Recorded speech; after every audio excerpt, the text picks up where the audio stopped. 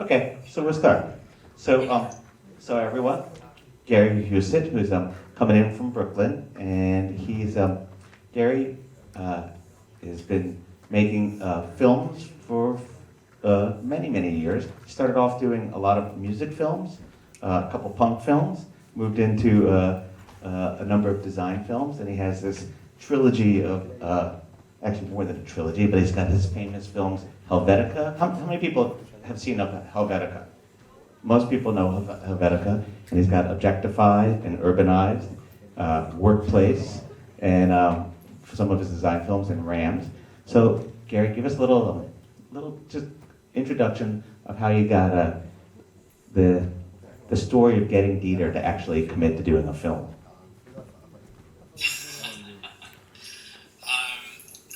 Thanks, Kyle, and hi everyone. Thanks so much for coming out to the film.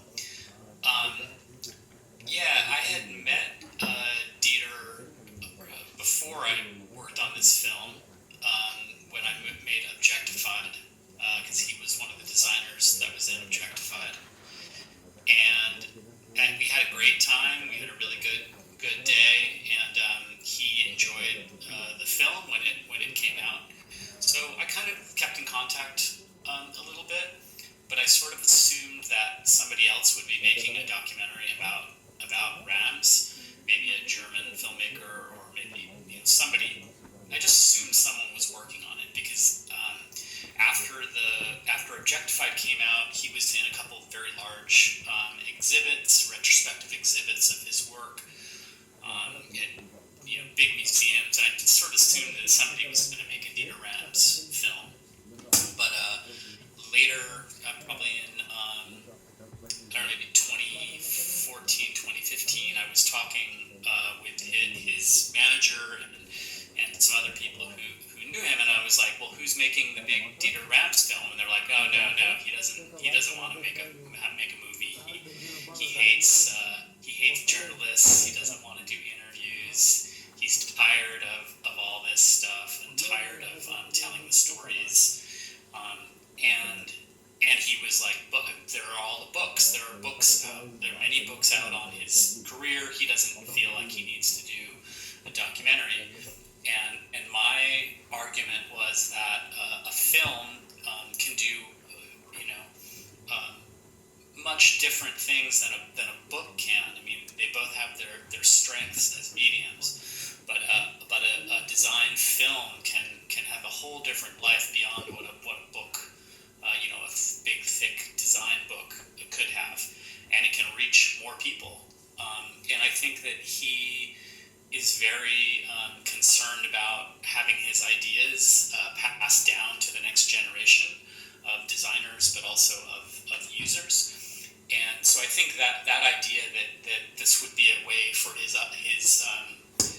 philosophy to kind of continue and to kind of get out there in a different way, I think that's what finally convinced him to do it. It took me a while. It took me maybe. So you didn't get an immediate yes. It wasn't like, oh yeah, let's do that. It was no. I got lots of no's, but I've learned that with a lot of projects like this, and just any project that you're doing, you can't take the first no. You have to kind of keep trying and coming at it, and it might take months or years, but you just kind of keep trying and be nice and be positive about it, but it just takes more. Sometimes it takes more time. Yeah, a no is not necessarily. If you come back with your heart open and keep coming back again and again, a no can be sometimes moved to a yes, but not always. Yeah, or you think of different ways to approach the person or the project, or you kind of keep coming back with new ideas. But yeah, he's very, as you saw in the film, he has his house, which is kind of like a museum or something. I mean, everything is just exactly where he wants it. So he's very suspicious if anybody comes into the house that he doesn't know, and people want to move things around and things like that. So since he knew me from before, and again, we had a really good experience when we filmed him for Objectified. I think he knew that I wasn't going to be, you know, an asshole and just, I don't know. He's very particular. Like, he'll come in and just be like, "Did somebody move the table? The table was over." You know, like that stuff. I mean, you see in the movie, the house looks the same as it did in like 1975. Everything is exactly the same. So that's the type of person he is. He got it the way he wanted it, and then just like nothing. That's it. Like nothing changed. Like he doesn't need new things. Right. So talk a little bit about this. So Gary's made a variety of different films, and they don't all look the same. How did, in this film, it looks very different and feels very different than your other films. Talk about Dieter's making a film about him, how his design thinking influenced your choices. Yeah, I mean, this idea of simplicity was something that I had to keep thinking about. Like at first, I thought maybe the film would only be Dieter's voice. Like there would not be any other interview subjects. It would just be Dieter and his work. And after, you know, maybe a year of filming with him, I realized that he doesn't really have a good grasp of his impact or his influence on other designers too. Like he's so focused on what he does that he can't really step back and see it in a bigger context. So I needed to bring in other voices to kind of, I don't know, flesh out the story a little bit more. Because if I asked Dieter about, I don't know, one of those amazing radios that he designed that like has influenced Apple and all this stuff, Dieter doesn't understand. He doesn't talk about the influencing of Apple and other people. He doesn't really, I don't care about that stuff. He'll just be like, "Oh yeah, it was really hard to get the plastic to curve right here." He just gets so much into the detail that again I needed to bring in other people, but I really wanted it to be as little as possible. You know, it wasn't about how many famous designers can I get into the movie to talk about Dieter RAMS. It was really only people that had a specific thing that they could bring to the story. But yeah, so it was something I thought about all the way through the film for sure. It's the first time that I'd made a film about one person. The other films like Helvetica and Urbanized or whatever, they're you know 30 people and all over the world, and you know, so to try to approach one person's story was different. It took me a while. It took me probably 2 years to figure out how I was going to structure the film. But weirdly enough, it was when I got the first tracks from Brian Eno, who did the soundtrack. When I somehow like heard his music, then I could see the structure. I could see how the movie was going to unfold. But I had already worked for 2 years up to that point, and I didn't understand how the movie was going to be. Somehow, when you get the music, it like makes sense. Things you start to be able to, at least for me, I can visualize the structure of the film once I hear you know, what the sound is going to be like. Well, the Brian Eno music is, I think, really critical to this film, and it kind of pulls it together. So talk a little bit about working with Eno and that, you know, and I know you did some unusual ways you guys worked together, different than other sound designers, or at least you guys had a unique relationship. So talk a little bit about that and getting him committed. How was the sound in that theater? Was the sound good? How was the sound, you guys? Sound was good. Like, of the music, yeah, it sounded good. Yeah. Because that is important. Like I think that sometimes the audio is more important than the visual of when you're watching a film. Like the quality that you're experiencing. Yeah, he you know, Brian Eno is like one of my creative heroes, and he was also a fan of Dieter's. Like he has the 606 shelving, the Vidso shelving, so he knew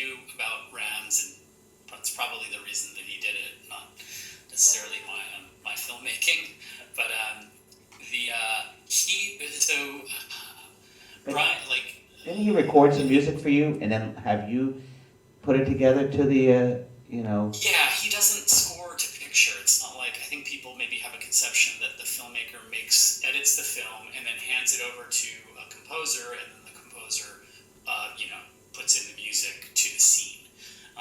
But I think like Eno does not do that. He will watch some of the footage and get a feel for it, and then just spend like months writing music without looking at the footage again.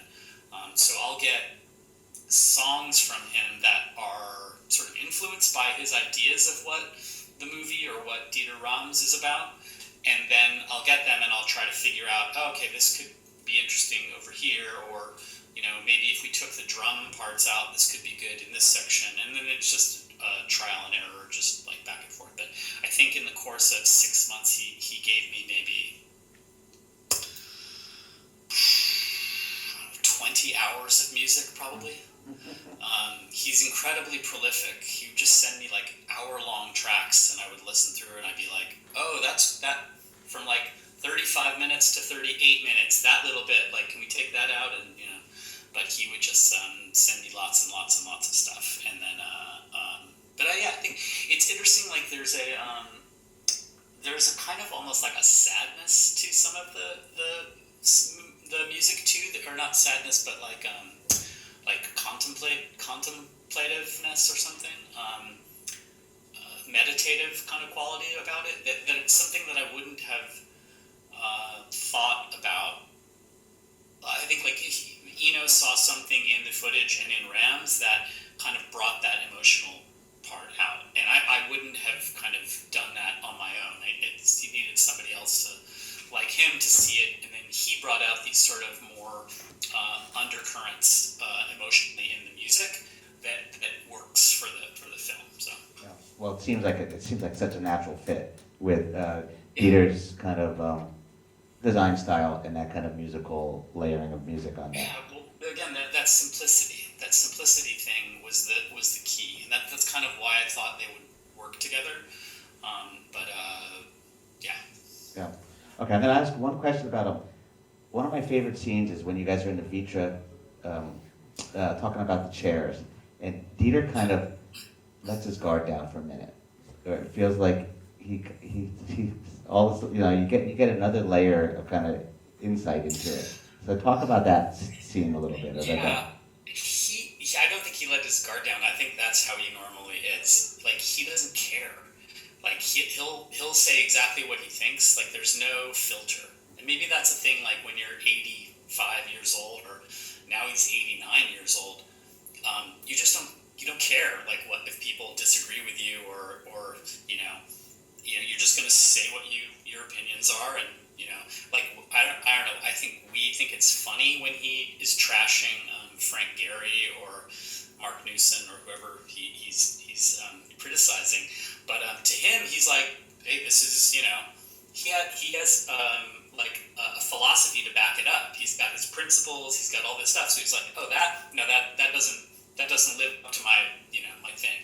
It's not like he's just randomly saying his opinions. Like he's got a reason why he doesn't like these things, and he just sticks with those reasons. So he's not afraid to say what he feels. So that was the situation where I kind of encouraged it. Most of the time he was talking about his own work or whatever. He wasn't really in a place where he could talk about other people's work. So I knew that would be hopefully like a good scene if I was like, tell me what you love and tell me what you hate in this room. But the funny part was he was saying it all in German, and I don't really speak German. I know a few words. And my sound person was German, so he understood what was being said, but I was just I was shooting that scene. I was behind the camera, so I wasn't really paying attention. I was just like stay in focus, just like. So I didn't really know what he was saying until like 6 weeks later when we translated it all, and then I could see the stuff that he had said in that scene. So that's one of my favorites too. Yeah, there you're like, okay, that's going to make it into the film. Well, again, I didn't know that when he was doing it. I was like, he's pointing at something. I don't know. Maybe he likes it. Maybe he doesn't like it. It's hard to. His tone is very, very, steady. Like he doesn't get excited. He just goes, that's trash, or oh yeah, this is good. He doesn't show a lot of emotions. That's different than the Egyptian style, as I'm learning. There's a lot of emotion here in this country. It's a much different world. The audience is laughing. It's a German thing to like not show a lot of emotion and be very level. Yeah, we're much closer to the equator here. There's emotion being shown everywhere. So I'm going to open it up. Anyone have any questions for Gary? Come on up, because we're going to we'll get in the seat here and speak to Gary so he can see you. Mask off. It's safe because he's far away. There's no COVID through the computer.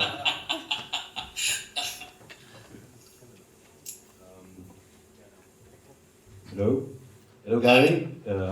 This is Mohamed Douan. I was part of the Emerging Local Talents Program. I attended the workshop with you before.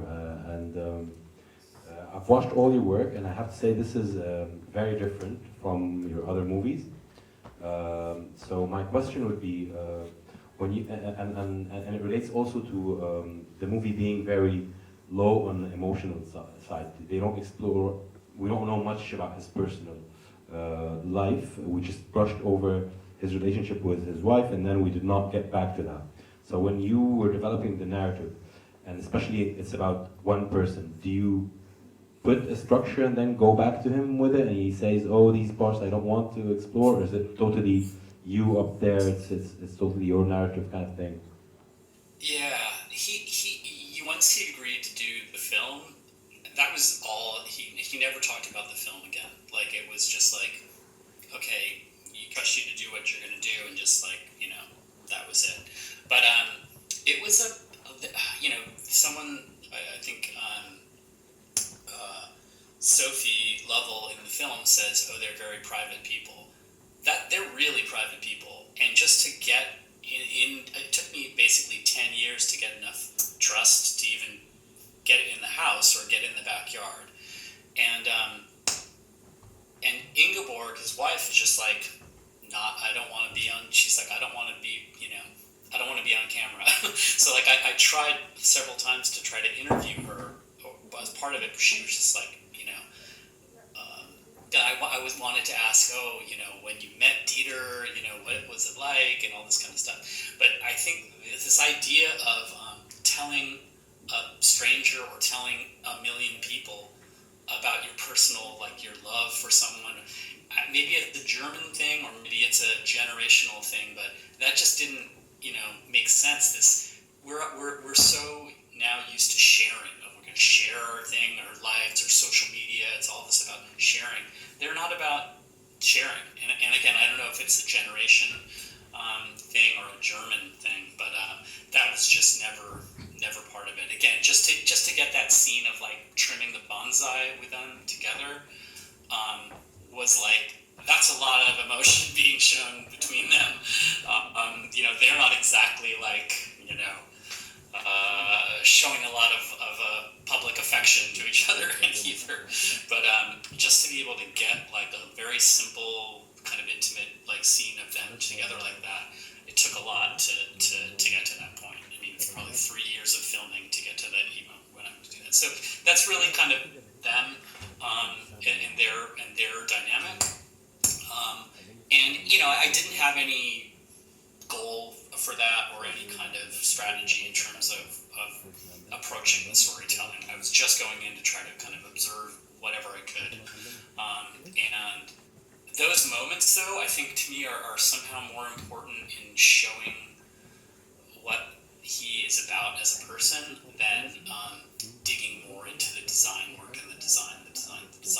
Like, there's a lot of things I think you can learn from reading a book about his work, but no one is going to be able to go in that backyard with him and hang out while he's trimming bonsai.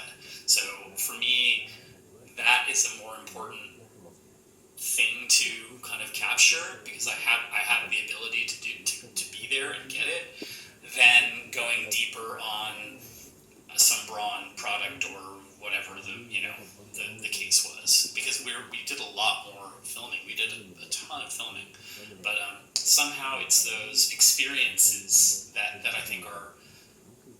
more important thing to capture. Even if it's about design, you get a deeper sense of like what his, his philosophy or what his kind of like point of view is when you kind of see him in that environment. So for me, that was more important to kind of show rather than more design talk. So. Thanks, Gary.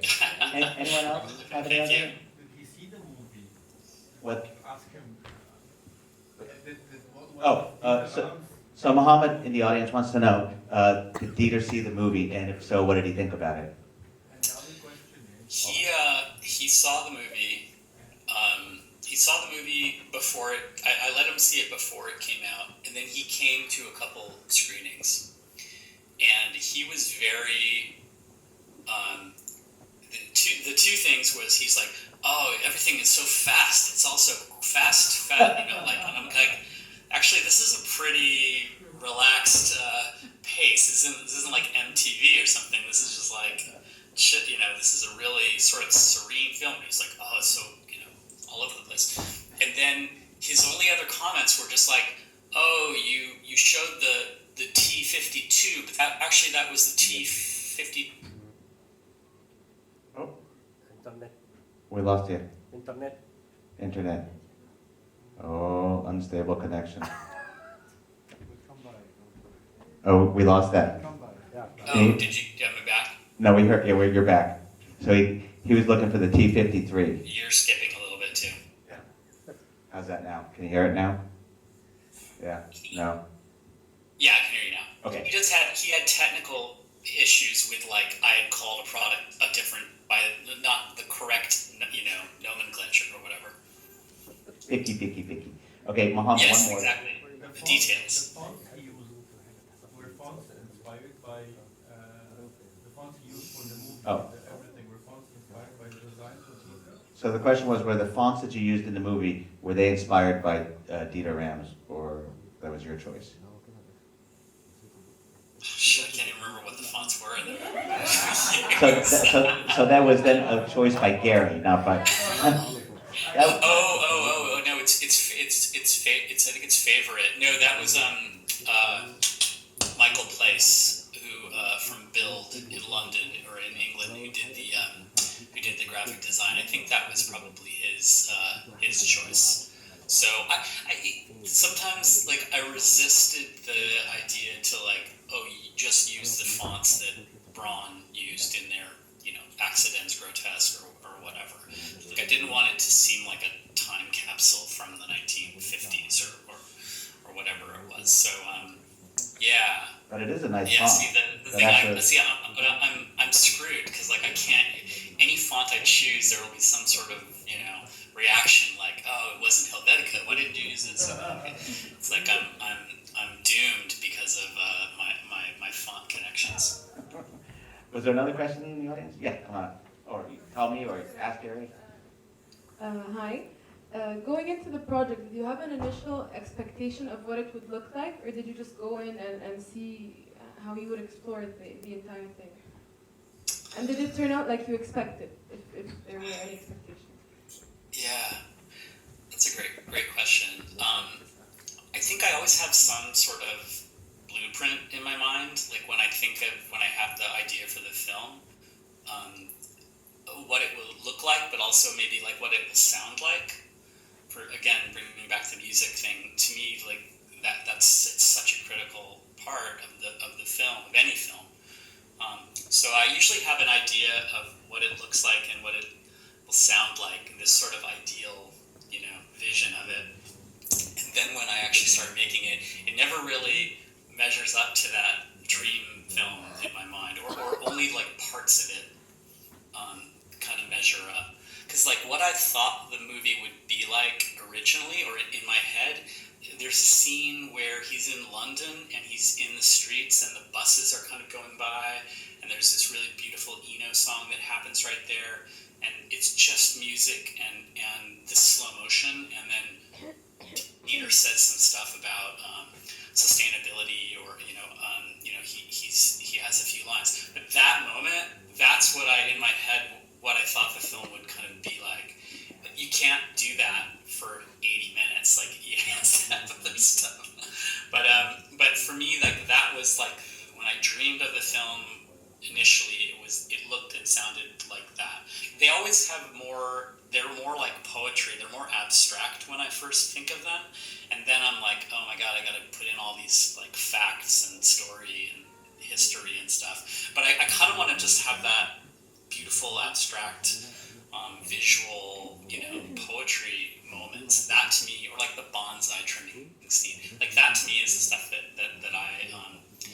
I dream about when I think about these films. And then I got to bring in all the facts. That's It's a lot. that's a problem. You got to do. It's a lot like here.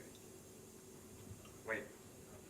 Can't hear you. It's can you hear that now? It's a lot like Yeah. it's a lot like doing a building. You start off with a beautiful, simple sketch and a couple nice drawings, and then all of a sudden you got to crap it up with all the codes and everything like that, and not crap it up, but you have to change it and make the whole big change. It is a very similar process.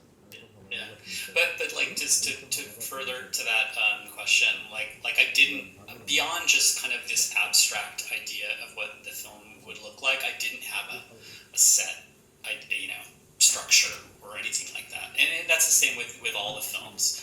Like they become like an exploration or a series of conversations, and from those conversations, the form of the film, like both the editorial form, but also the visual form of it starts to kind of evolve. But it takes a long time. That's why documentaries are hard, because you shoot so much. I mean, we shot for 3 years, and I don't know, like how many hundred hours of film footage we shot that never gets used. But you sort of have to do that. You have to shoot a lot of stuff to have all the material then to choose from when you're doing the editing.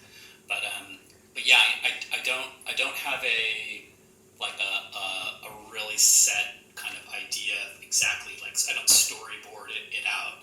I have a vague kind of abstract idea of what it could look and sound like, and then I just got to be like, oh my god, okay, 3 years, here we go, and just like slog into it. Like I'm most excited about the films like the minute I have the idea for the film, and then it's just like a slow grind of like years and money and people and travel, and it's all fun and it's an amazing experience to get to do.